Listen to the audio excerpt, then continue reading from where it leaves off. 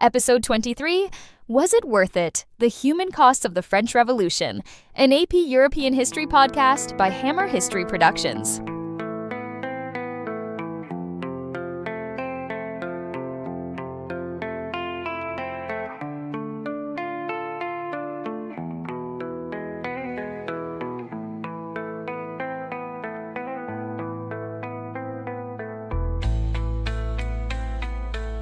Welcome back to The Once and Future Present. Today we're revisiting the French Revolution, not to go over the events, but to ask a harder question. Was it worth it? Was all that bloodshed and upheaval justified? With me, as always, is Dr. Morgan. Hey, Casey. This is one of those questions historians love to argue about. We'll be comparing two powerful voices. Peter Kropotkin, a 19th century Russian anarchist who saw the revolution as a triumph, and Simon Schama, a 20th century British historian who thought the violence was central, not incidental. Their interpretations help us think about how to judge historical change. Wait, before we dive in, who exactly were these two historians? What were their backgrounds, Professor Theo? Great question, Casey. Let's start with Peter Kropotkin. He was born into Russian nobility in 1842, but became a committed anarchist. Wait, what exactly is anarchism? Anarchism is a political philosophy that argues for a society without a central government. Instead, anarchists believe people should cooperate in voluntary, decentralized communities without coercive authority. For Kropotkin, that meant replacing monarchies and state institutions with cooperative associations based on mutual aid. He believed in abolishing centralized states and replacing them with decentralized, cooperative communities. His most famous works argue that mutual aid, not competition, drives human progress. For Kropotkin, the French Revolution wasn't just a political shift. It was proof that people could organize themselves without kings or elites. And Simon Schama was born in 1945 in the UK. He's a cultural historian best known for connecting narrative storytelling with detailed archival research. He wrote Citizens in the 1980s, during the Cold War, when questions about ideology, democracy, and authoritarianism were very much alive. He's also Jewish, which may shape his deep sensitivity to how violence and nationalism can spiral into oppression. So, Kropotkin sees revolution as empowering, and Schama is more cautious, almost warning us. Exactly. And both were shaped by the political climates of their own times. Kropotkin saw the Paris Commune crushed by government troops. He believed violence was sometimes necessary to stop injustice. I've heard of the Paris Commune before, but I'm not totally sure what it was. Can you explain? Absolutely. The Paris Commune was a radical socialist government that briefly ruled Paris in 1871. It emerged after France lost a war with Prussia, and Parisians felt betrayed by their national leaders. The Commune promoted workers' rights, direct democracy, and local control, all ideas that Kropotkin admired. But it was violently crushed by the French army. That experience shaped how Kropotkin understood the risks and hopes of revolution. Schama had just witnessed the 20th century's horrors: fascism, Stalinism, genocide, and he worried about any movement that seemed to demand total commitment to a single ideology. That context really matters. It explains why Kropotkin reads the revolution as hopeful and grassroots, while Schama sees it as tragic and coercive. They're not just telling us what happened. They're telling us how to think about power, change, and justice. Got it. That helps a lot. So let's start with Kropotkin. What exactly did he admire about the revolution? One thing Kropotkin emphasizes is the declaration of the rights of man and of the citizen. He sees it as a revolutionary blueprint, a document that declared for the first time that sovereignty belonged not to kings or gods, but to the people. He writes about how the principles in that declaration, liberty, property, security, and resistance to oppression, redefined what it meant to be a human being. Kropotkin saw the declaration not as a legal formality, but as a statement of mass empowerment. It was the people's claim to dignity. Even though there were contradictions, slavery continued in the colonies, women were excluded. Kropotkin still saw it as a leap forward in political consciousness. Did he think the revolution laid the groundwork for socialism? Also, can we pause for a second? What exactly is socialism? Good call, Casey. Socialism is a political and economic philosophy that emphasizes collective ownership or control of the means of production, things like factories, land, and resources, in order to promote equality and reduce exploitation. It contrasts with capitalism, which relies more heavily on private ownership and market competition. For Kropotkin and others in the 19th century, socialism was about building a fairer society where wealth and power weren't hoarded by a small elite. Absolutely. He draws a direct line from the radical wings of the revolution, people like Gracchus Babeuf and the Enragés, to later socialist and anarchist movements. He believed the revolution introduced the idea that property rights could be challenged if they harmed the common good. That idea didn't go away. It evolved into 19th century labor struggles, Marxism, and anarchist theory. He also praises what we might call revolutionary municipalism, the idea that local communities like the Paris sections governed themselves, organized militias, and debated political theory. To Kropotkin, that was more democratic than any parliament. He saw it as a model for a stateless, cooperative society. So when people today talk about participatory democracy or local control, Kropotkin would say, hey, we tried that in 1793. Exactly. He believed that the revolution didn't fail because it went too far. It failed because it wasn't allowed to fully transform society. The Thermidorian reaction, when moderates took power and Robespierre was executed, was, for him, the moment when elites reasserted control. And we should also add that Kropotkin viewed the revolution as part of a larger story of human liberation. He connects it not just to European reform, but to anti-colonial movements as well. He saw it as a beacon that helped inspire the Haitian Revolution, even if France later betrayed those ideals. His view is, revolutions unleash possibilities. They don't always succeed right away, but they push the boundaries of what's imaginable. That's a big idea, that failure isn't the same as futility. So Kropotkin still sees lasting value even when things go wrong? Right. He believes every major revolution leaves behind an archive of ideas, blueprints for the future. And those ideas get picked up by the next generation. It's not just about toppling regimes. It's about reshaping how people think about rights, justice, and possibility. All right, now let's turn to Simon Schama. What's at the core of his argument? Schama's key point is that violence wasn't a side effect of the French Revolution. It was the engine. I want to push back on that a little. Der Morgan, didn't you have us read that quote from Mark Twain about the French Revolution? The one where he said something like, there were two reigns of terror, the one that lasted mere months and the other that lasted 1,000 years.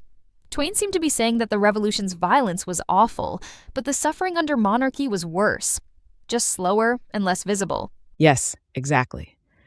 Twain's quote draws attention to long-term structural violence, poverty, starvation, inequality that existed under the old regime. Kropotkin would have agreed.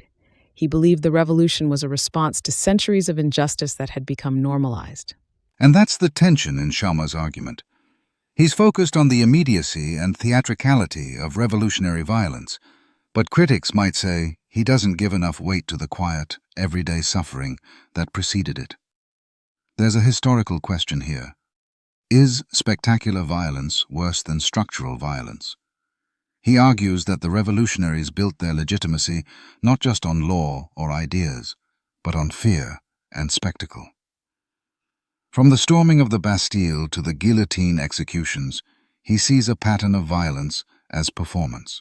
He takes us through events like the September massacres, where mobs killed prisoners in a frenzy of revolutionary paranoia.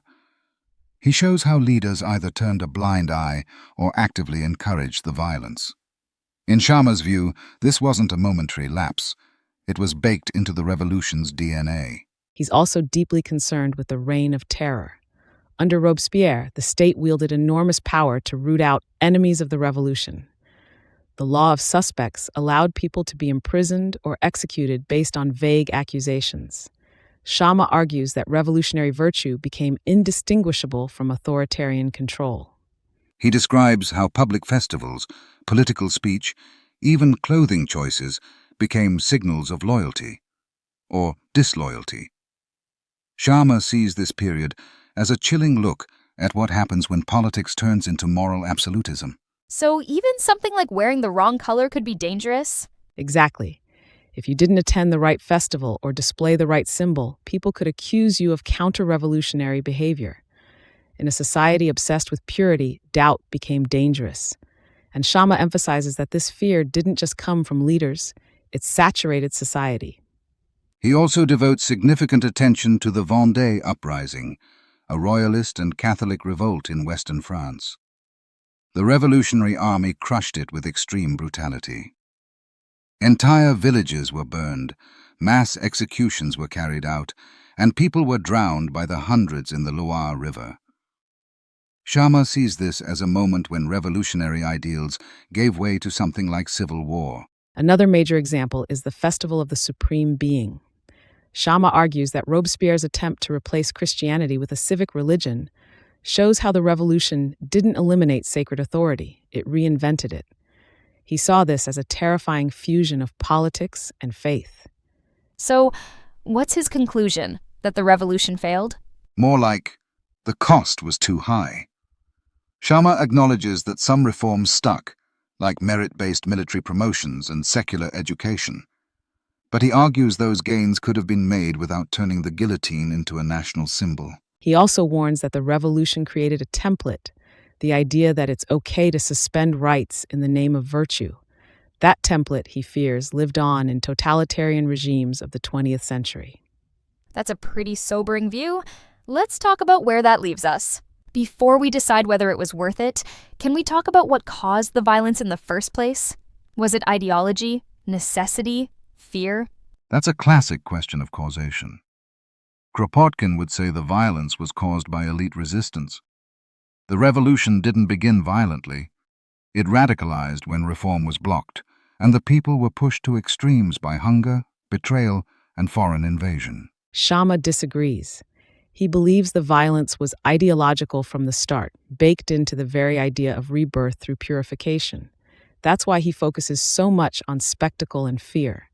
He argues that revolutionary rhetoric created an atmosphere where violence was seen as regenerative. So that's two very different explanations for the same thing. And it gets even more complicated the deeper we go. Right. And that's where historical complexity comes in. The revolution wasn't a single unified event. It had phases, factions, contradictions. You had calls for liberty alongside slavery in the colonies. You had women leading marches but then being excluded from political clubs. The revolution expanded rights for some while deepening oppression for others. And those contradictions are essential to understand. We can't just say the revolution was good or bad. We have to ask, for whom, at what time, in what way? What about continuity and change? Like, what actually changed after the revolution? And what didn't? That's a powerful way to frame it. The revolution definitely ended the absolute monarchy, abolished feudal dues, and introduced new principles of citizenship. That's massive political change. But social hierarchies didn't vanish. The new government still excluded women, and property qualifications still shaped who could vote. And colonial slavery wasn't abolished until much later, and then it was reinstated by Napoleon. That's continuity. The revolution disrupted a lot, but it didn't remake everything. Kropotkin sees that as a reason to push further. Sharma sees it as a cautionary limit. What if Robespierre hadn't been executed? Or if the king had accepted reforms earlier? Does that kind of what-if thinking matter? That's historical contingency. The idea that history isn't predetermined. Small decisions, personal rivalries, chance events, they all shaped how the revolution unfolded. If the king had embraced a constitutional monarchy, maybe France would have followed a British-style path.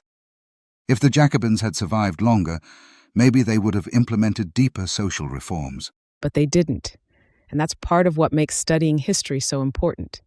We learn how fragile turning points can be. The revolution could have taken dozens of different paths, and that helps us see our own world as full of possibilities, not just inevitabilities. And all of this happened in a specific context, right? Like economic crisis, Enlightenment ideas, the American Revolution. Exactly. Context matters. France had enormous debt from its wars, including helping the Americans win their revolution. Enlightenment thinkers like Rousseau and Voltaire had challenged old hierarchies and called for rights and reason. And famine had devastated the poor. The revolution can't be understood outside of that broader backdrop. The revolution wasn't just an outburst. It was the result of long-building pressures, intellectual, economic, and social. That's why it exploded when it did. So if we're comparing them, Kropotkin and Sciama, it almost feels like they're writing about two different events. In a way, they are. Kropotkin focuses on structural transformation, the abolition of feudalism, the declaration of rights, popular organizing. Sciama looks at lived experience, the fear, the bloodshed, the performance of loyalty. Both are telling the truth, just about different layers of that truth. It also comes down to what you think matters more, ideals or outcomes. Kropotkin says the revolution's ideals planted seeds for future liberation, even if the moment was messy. Sciama says ideals don't excuse what actually happened: mass killings, ideological purges, and psychological warfare. So does that mean Kropotkin would be okay with later revolutions, like the Russian or Chinese revolutions? He didn't support authoritarianism. In fact, Kropotkin opposed the Bolsheviks because he thought they were just replacing one kind of tyranny with another. But he did believe in the power of people organizing from below: local councils, federated communes, direct democracy. He thought the French Revolution showed what was possible when ordinary people took history into their own hands. And Sciama would probably say, be careful what you unleash. Exactly. He's skeptical of movements that claim to speak for the people, but end up silencing dissent. In his view, the French Revolution warns us that the line between justice and fanaticism can be thin. When power becomes sacred, violence follows. This makes me think about modern protest movements. Like, does this debate connect to today? Definitely. Whether we're talking about pro-democracy protests, labor strikes, or civil rights activism, the same questions come up. What's the role of disruption? How do we measure progress? Who gets to define legitimacy? And we're still arguing about historical memory, too. Think of how different countries teach the French Revolution. In some places, it's a heroic narrative. In others, it's a cautionary tale. Even today, revolutions can be romanticized or demonized depending on who's telling the story. So, in a weird way, Sciama and Kropotkin aren't just debating 1789. They're debating how we understand change and how we remember it. That's exactly it. The French Revolution was a real historical event, but it's also a symbol of hope, of terror, of democracy, of danger. That's why it's still such a powerful touchstone. Before we wrap up, I've got one more question. What should we actually do with these two interpretations? Like, if I'm a student today trying to understand history, what do I take away from reading Kropotkin and Sciama? That's a great way to end. History isn't just about collecting facts. It's about learning how to interpret the world. Kropotkin and Sciama model two very different ways of reading the past. One sees hope and potential, the other warns about danger and limits. Engaging with both helps you think critically about change. And they push us to ask better questions. When we see political movements today, are we focusing only on ideals, or are we looking at outcomes and costs? Are we being swept up in narratives of revolution without asking who benefits and who gets harmed? So it's not about picking a side. It's about thinking deeper. Exactly. The point isn't to memorize who was right. It's to develop the ability to hold complexity in your mind, to recognize that most historical events contain both progress and pain. Okay, final question. Was it worth it? That depends on who you were. If you were a Parisian artisan who suddenly had a voice in politics, it might have felt like liberation. If you lived through the terror or lost family in the Vendée, it might have felt like a nightmare. And if you're a historian like Kropotkin or Sciama, your answer depends on what you value more: the promises the revolution made or the price it demanded. I guess that means the debate's not really over. Nope. And that's a good thing. It means we're still asking hard questions. and still learning from the past. Thanks for helping me explore this. And thanks to Kropotkin and Sciama, too, for showing us how much a single event can mean so many things to different people. That's what historical interpretation is all about. And why the French Revolution will always spark debate. Thanks for listening to The Once and Future Present. If you want to dive deeper, check out our reference guide and vocabulary list. You can also find our AP Euro and AP US music projects on Spotify, YouTube Music, iTunes, and more. Stay curious, think critically.